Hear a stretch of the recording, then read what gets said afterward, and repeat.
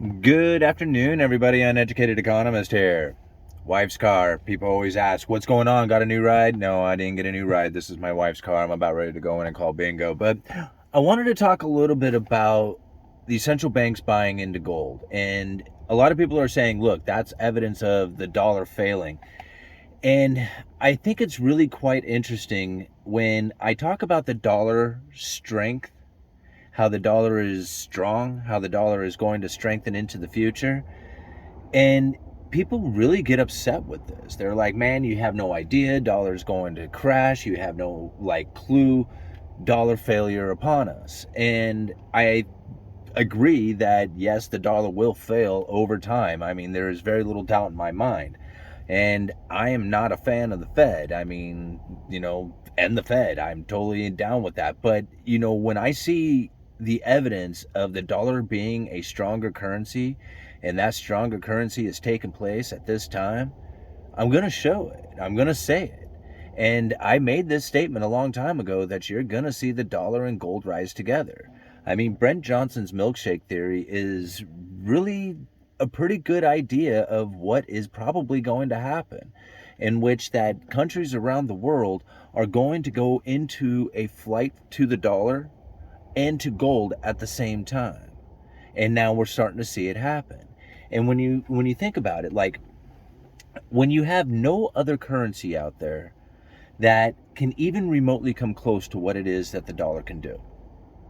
And then you think about all the incredible hatred for the dollar that has taken place. I mean, even here in the United States, in my own country, people talk about how much they hate the dollar and how the dollar is going to fail. And I'm thinking to myself, what is it that you plan on doing?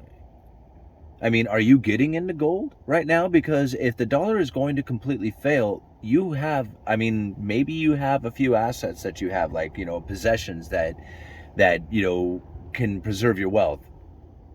But for the most part, everybody is priced in dollars.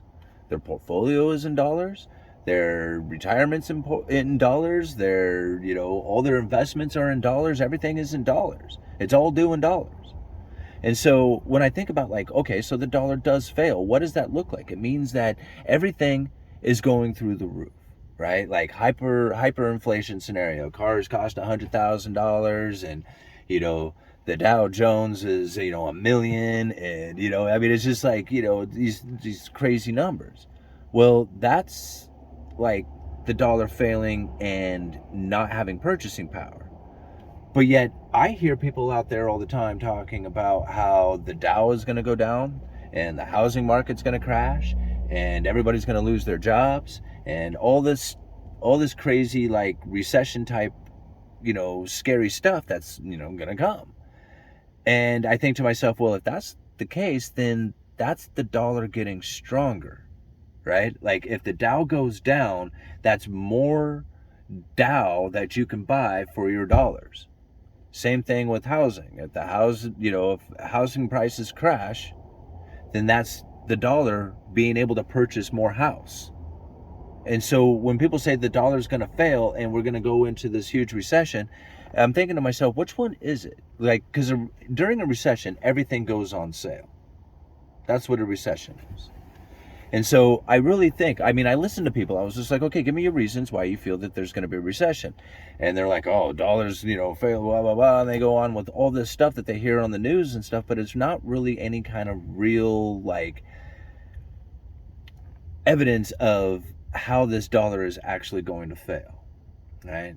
Now, to me, when I think about the timelines and how the dollar would actually fail and how housing market would actually crash, or how the Federal Reserve is looking for, particular indicators before they start adjusting their monetary policies, these are the things that I look at. I'm not just saying, oh, wow, all this money printer is going to cause the dollar to fail and that's a guaranteed outcome. So I'm just going to focus in on everything being a failure because of all this money printing that has taken place. That's what a lot of people end up doing. So when I think about what is it that's happening here? Well, you have people around the world who have that idea. Dollar is going to fail. Like, I am out of the dollar. I am sick of the sanctions, sick of the government, I'm sick of corporations, I'm sick of it all, right? And I'm going to get out of the dollar. Well, there's really no place you can go. Like, how do you get out of the dollar, right? Really, you can only go to a handful of things. You can get some property, right? But then you're still kind of in the dollar because you're, subject to the government's protection of property, because unless you're willing to protect it yourself against the government, good luck with that. So you really are still subject to the government, even if you own property. Then maybe the personal possessions you can get. After that, it's just gold and silver. That's really the only two other items that would be a feasible, logical place that you could go to get out of the dollar and still secure your wealth. And that's what nations and corporations and central banks and people all over the world are doing and doing today because of that fear of the dollar. However, where is it you're going to go? Like, if you don't want to go into gold because there's storage fees, there's transportation issues, there's risk issues that go along with it, and you don't really know if the dollar is going to fail, so then it's, volatile to the dollar as well. You might purchase it today and end up, having the price of it go down. Securing it, insuring it, the risk of transporting it, all this stuff adds fees to it, which then lowers the value of gold from the time that you had purchased it. Every one of these things are a concept that you have to really, take into consideration. And the longer you hold on to it and the less interest rate you get off of it, it really turns into what they call a dumb asset. It's not because you purchase it because you're a dummy. You purchase it because it's a dumb asset, meaning that it doesn't have an interest rate attached to it. It doesn't pay you any kind of dividend yield. It just sits there, right? So it's a dumb asset. An asset that's not dumb would be one that pays an interest rate on it. But again, this is like, it's not like trying to, try to say anything about the character of the person who purchased it. That's not what that's saying. So even with the central bank, when they look at this dumb asset, they're like, man, we could be holding something that could be paying us an interest rate. Right? But we're holding gold instead. Why? Because they're taking on a risk, protection issue. And they got to get out of the dollar, but there's no place else to go. They certainly don't want to be in their own currency, and they don't want to be in, some other sovereign currency out there, so they get into gold. But on the other side of it, when it comes to the dollar, there's really nothing out there that transacts like the dollar. I mean, take a look at, like, even Russia, who is like the loudest person right now about getting out of the dollar, de-dollarization. They have issues when they do this. Like, they've been doing all these oil deals in rupees only to find out that nobody else wants to deal in rupees. They want either euros or dollars, and that's what they want to settle trades in. So now Russia sits on a bunch of rupees because they sold all their oil to India and collected rupees in exchange for it, which was difficult on its own. And now they got to figure out a way to get these rupees to the items that they actually want. Now, a lot of people say, well, why don't they just buy stuff from India? Yeah, they probably do.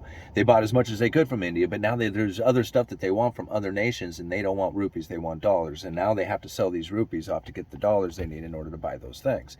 So everybody around the world still wants dollars. And as they get out of the dollar, because this is really what's going to happen. This is like the biggest thing that I try to get people to try and wrap their heads around when they think about this, is that when they go to get out of the dollar, all right, when nations do that, when they're like, okay, I'm no longer writing our bonds in dollars. Like there's nations that will issue out bonds, in a foreign currency. The United States has done it in the past, and there's nations who do it today. They're called offshore bonds or U.S. denominated debt bonds, right? So like places like we reported on it, like Sri Lanka, who had written debts in dollars because that's where they get the best interest rates. When they started suffering of funding issues because of COVID and lockdowns and not being able to get the transportation and tourist, attractions and stuff like that going, they had issues getting the funding coming in, and they were not able to pay their dollar-denominated debts, especially when the dollar started to strengthen on them. Now, this is really where I think a lot of people end up really forgetting what it is that's going on out there, because they think about the dollar, all this money printing, dollar destruction. But yet there is a lot of debt out there that is due in dollars. These nations need to acquire the dollars in order to pay those debts. And now when we think about like how these are nations, corporations, entities outside of the United States, they have nothing to do with the United States, have nothing to do with their government, nothing to do with their corporations, nothing to do with their banking system. And yet they have written debts in dollars that are due in dollars. And now, if you think about like what happens when it's time to pay these things off, they need to acquire dollars to pay those off. What happens the moment that they go ahead and sign those things off and don't roll those over into new debts? Those were contracts that were being used as dollars. Those are dollars disappearing. Right? That's dollar strengthening happening. The moment that people say, I am no longer taking out dollar denominated debt, and instead I am going to buy gold, what happens is that the dollar debt begins to destruct. And when you have dollar debt destruction taking place, that is dollars literally leaving the system. Right? Because dollars are debt. This is something that really a lot of people should try and wrap their heads around. And I got to go call bingo. But I'm going to leave it with this, and there's a couple of articles down in the description for you guys. Try and think about this. If all debts were paid, government debts, student loan debts, mortgage debts, credit card debts, auto debts, all the debts were paid, everything was done, the dollar would cease to exist, and there would still be money to owe. Or you would still owe money. There you go. There wouldn't be any money left, but there would still be interest to pay. Very interesting to think about, like the situation we're in when you think about people getting out of the dollar, saying I don't want to do it, and that dollar debt destruction taking place, and what that does to the actual strength of the dollar itself. People wonder, how come the dollar index is at 100? Why is it so strong right now? It's because as people try to get out of the dollar itself, it's going to strengthen the dollar. Right? It's the debt destruction is dollar strengthening. All right, uneducated economist, you let me know.